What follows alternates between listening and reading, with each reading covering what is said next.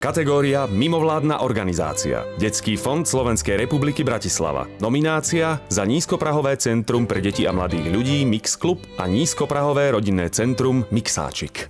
Projekty Mix Club a Mixáčik v bratislavskom tzv. Pentagone reaguje na potreby detí a mladých ľudí, ktorí žijú v tejto lokalite. To znamená, že poskytuje im otvorený, bezpečný a podnetný priestor. Tento projekt vznikol na základe potreby, ktorá tu bola.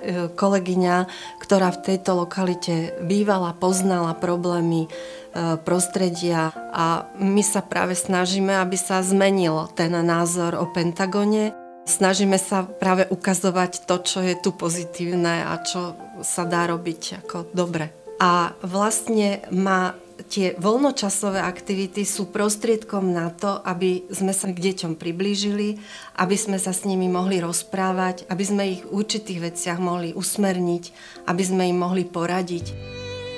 Občianske združenie Deti Humanity Bratislava. Nominácia za podporu rozvoja tvorivých schopností detí a mládeže zo znevýhodneného prostredia vrátane príslušníkov rómskej menšiny prostredníctvom cyklu kreatívnych súťaží Môj svet. Občianske združenie Deti Humanity bolo založené v roku 2004 na podporu chudobných detí. Podpora sa realizuje formou podporovania kreatívnych záľub. Deti sa veľmi výdatne, výtvarne prejavujú v rámci svojich denníčkov. Z týchto výtvarných prác už niekoľko rokov vytvárame kalendár. Ja som nebola dobrý žiak v škole, čo sa týka známok, a tým, že som začala písať ten denník, sa mi zlepšila slovenčina, písanie, gramatika a aj dokonca matematika.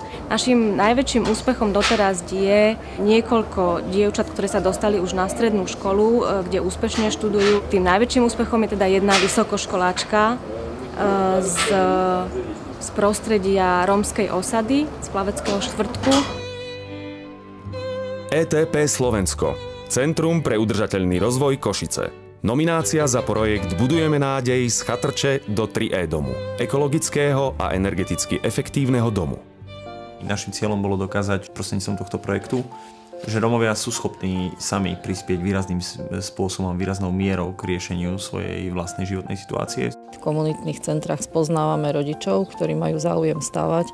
Rok si rodina sporí a po roku môžu požiadať o mikropôžičku. Okrem tej samotnej strechy nad hlavou my vnímame ten model výstavby ako dôležitý nástroj sociálnej práce. Žiadna banka by našim klientom nepožičala, čiže my sme jediná šanca pre nich. Ten domček, ktorý si oni postavia, je v podstate nízkonákladový. Celkový rozpočet toho domčeka je do 14 000 eur. A my sme radi, že nás oslovili, lebo dostali sme ako šancu.